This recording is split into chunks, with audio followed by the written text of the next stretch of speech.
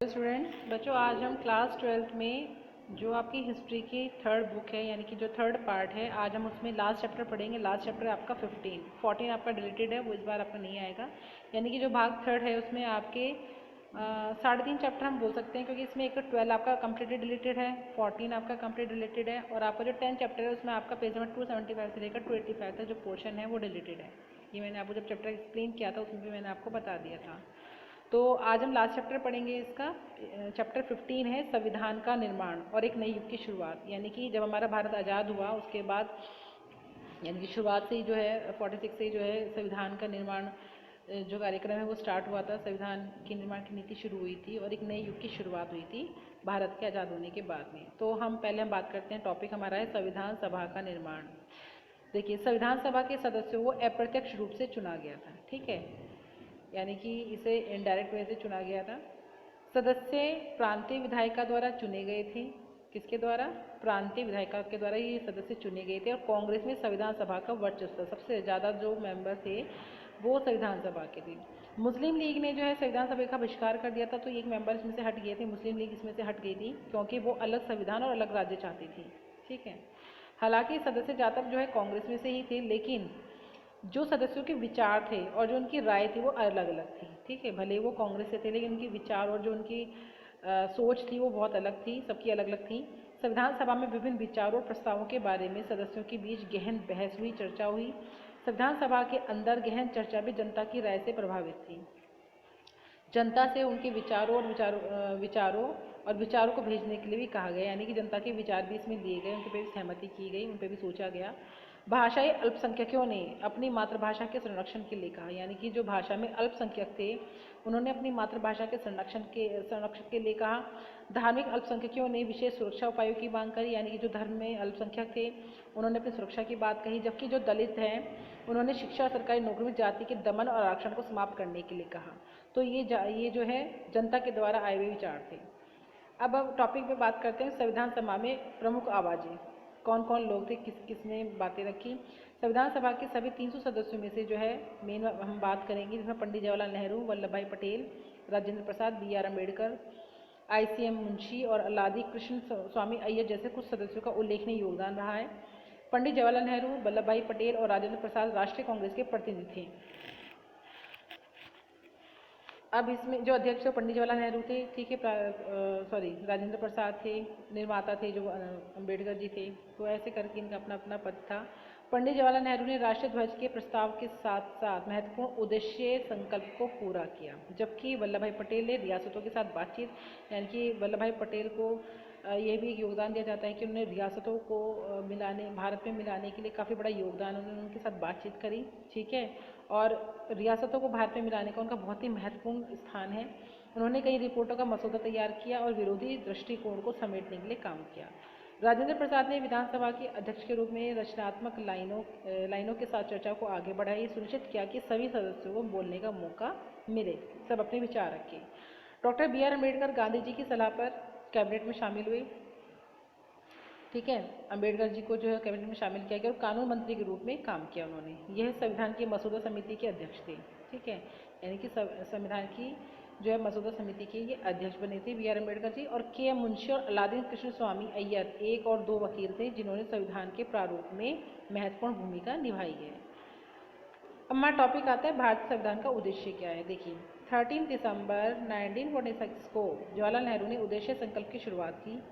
इसने भारत को एक स्वतंत्र संप्रभु गणराज्य घोषित किया, जिसमें अपने नागरिक, न्याय, समानता, स्वतंत्रता की जो है उन्होंने गारंटी दी और अल्पसंख्यकों, पिछड़े और आदिवासी क्षेत्रों, दबे और पिछड़े वर्गों के लिए पर्याप्त सुरक्षा उपायों का आश्वासन दिया है संविधान में। उद्देश्य संकल्प ने संविधान के आदर्शों को रेखांकित किया और संविधान निर्माण के लिए फ्रेमवर्क प्रदान किया।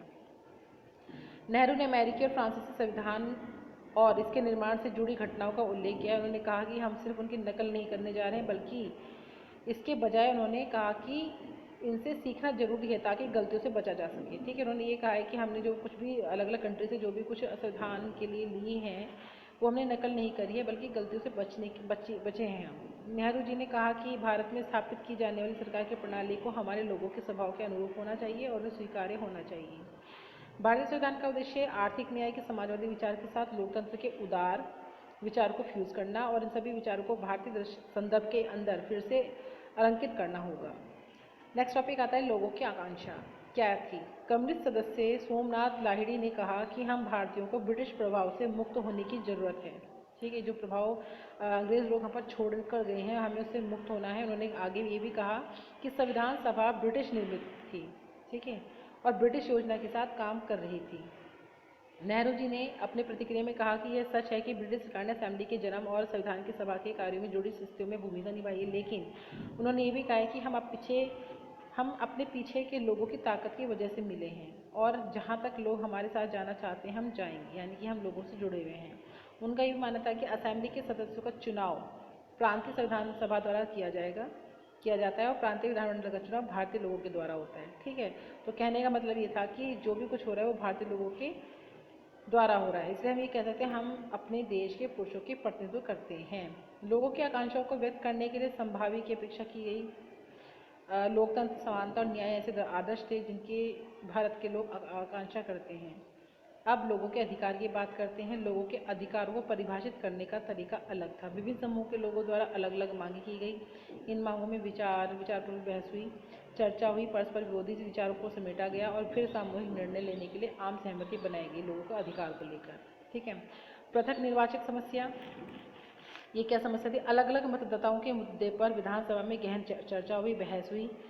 बी पोकर बहादुर ने पृथक निर्वाचन के लिए निरंतरता के लिए शक्तिशाली प्रस्तुति दी। उन्होंने कहा कि मतदाता राजनीतिक प्रणाली और देश के शासन में अल्पसंख्यकों को प्रतिनिधित्व देने में मदद करेंगे। मुस्लिमों की जरूरत को गैर मुस्लिम द्वारा नहीं समझा जा सकता। उन्होंने आगे कहा कि राष्ट्रवादी नेताओं ने धर्म के आधार पर लोगों को विभाजित करने के उपकरण के रूप में पृथक निर्वाचन प्रणाली को देखा और उन्होंने यह भी मान लिया कि इस विचार का अंत देश के विभाजन में हो, इसलिए कई नेता इसके खिलाफ थे।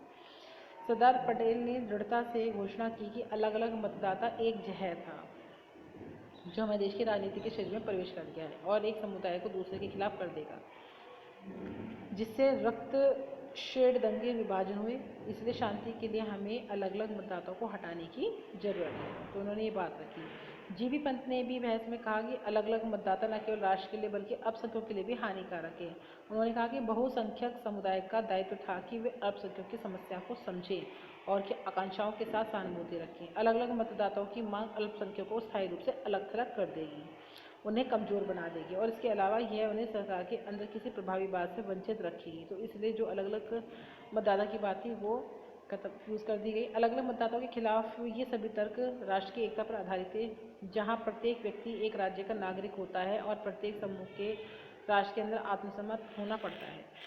संविधान नागरिक और अधिकार प्रदान करेगा। संविधान जो है नागरिकता और अधिकार प्रदान करेगा, बदले में नागरिकों के राज्य के प्रति अपनी वफादारी की पेशकश करनी थी। ठीक है, समुदायों को संस्कृति संस्थाओं के रूप में मान्यता दी जा सकती है और राज्य राजनीतिक रूप से सभी समुदायों के सदस्य राज्य के सदस्य के बराबर हैं। 1949 तक संविधान सभा के अधिकांश मुस्लिम सदस्यों को अलग अलग मतदाताओं के खिलाफ सहमति दी गई और उन्हें हटा दिया गया। मुसलमानों को यह सुनिश्चित करने के लिए लोकतांत्रिक प्रक्रिया में भाग लेने की आवश्यकता थी कि उनकी राजनीतिक व्यवस्था में निर्णायक आवाज़ हो।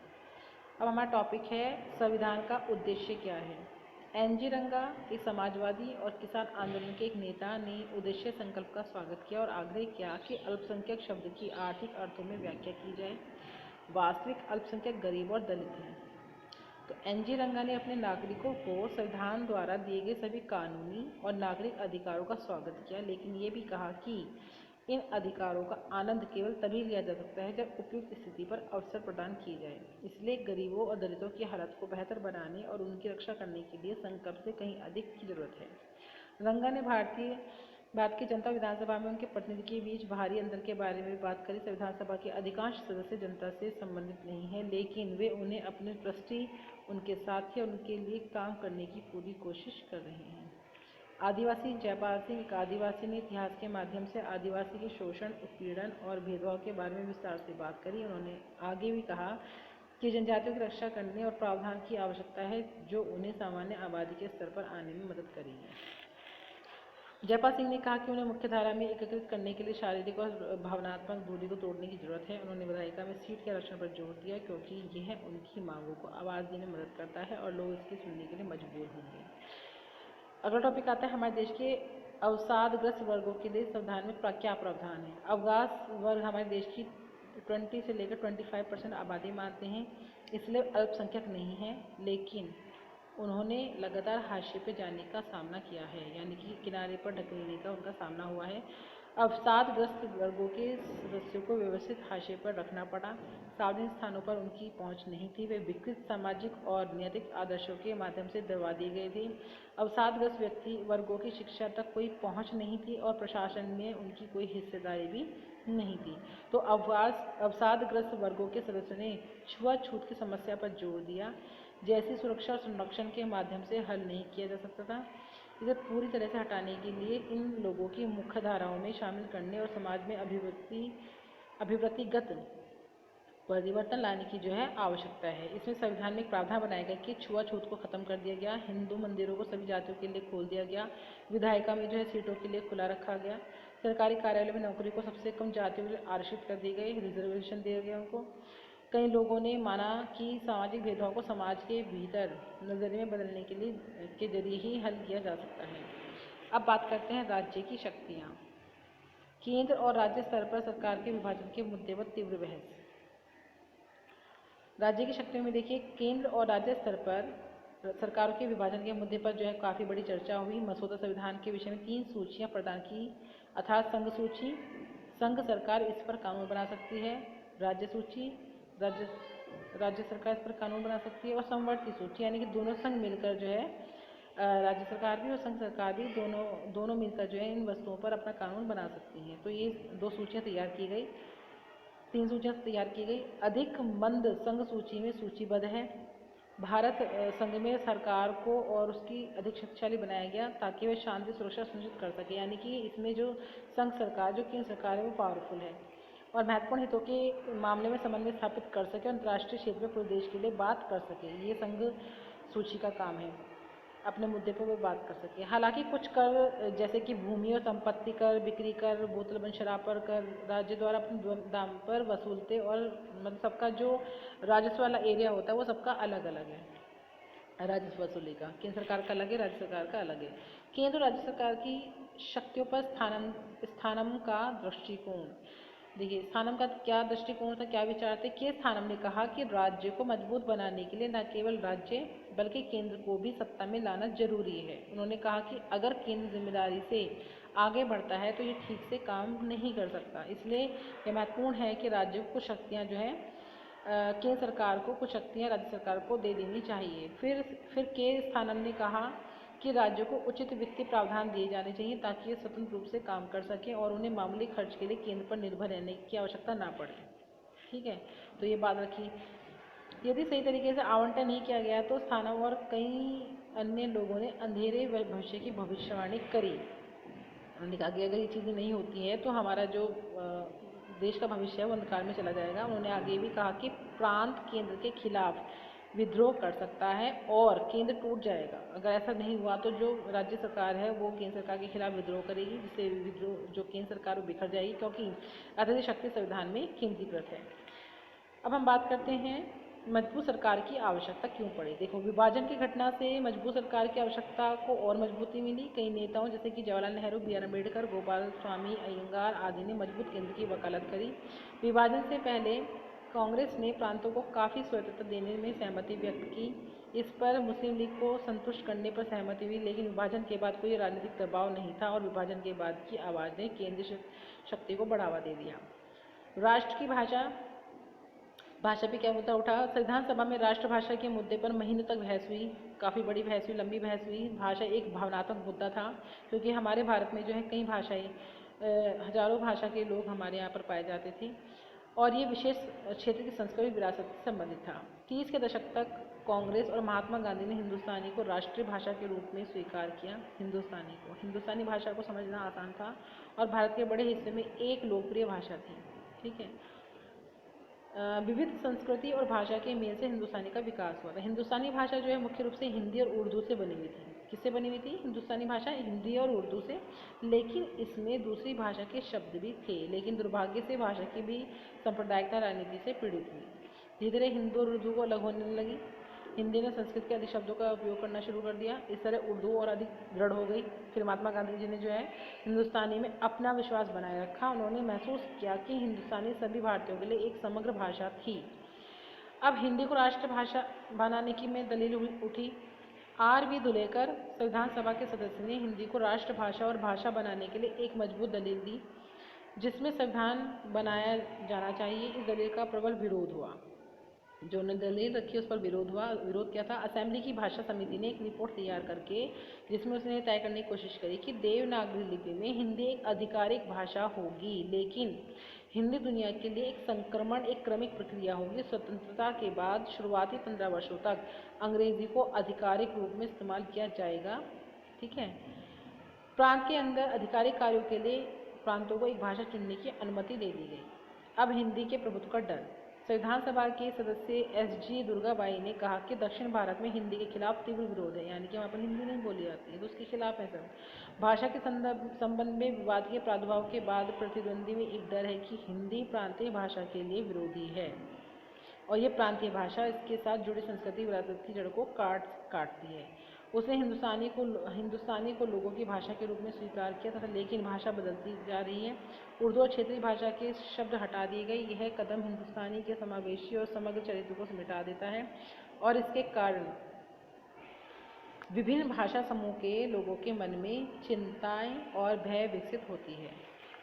कई सदस्यों ने महसूस किया कि राष्ट्रभाषा के रूप में हिंदी के मुद्दे को सावधानी से व्यवहार में लाना चाहिए और आक्रामक और कार्यकाल और भाषण केवल गैर हिंदी भाषी लोगों में भय पैदा करेगा और इस मुद्दे को और जटिल करेगा। विभिन्न हितधारकों के बीच आपसी समझ होनी चाहिए। तो उन्होंने ऐसे करके जो है हिंदी भाषा को जो है राष्ट्रभाषा न बनाकर उसको राजभाषा बनाया और अपने प्रांतीय भाषा को इस्तेमाल करने के लिए करी। तो बच्चों मेन टॉपिक जो है मैंने आपको बहुत अच्छे से समझा दी। आप पहले बुक को रीड करेंगे, उसके बाद मेरी वीडियो को ध्यान से देखेंगे और इस वीडियो को, इस चैप्टर को बहुत ध्यान से समझेंगे। Thank you. Have a nice day.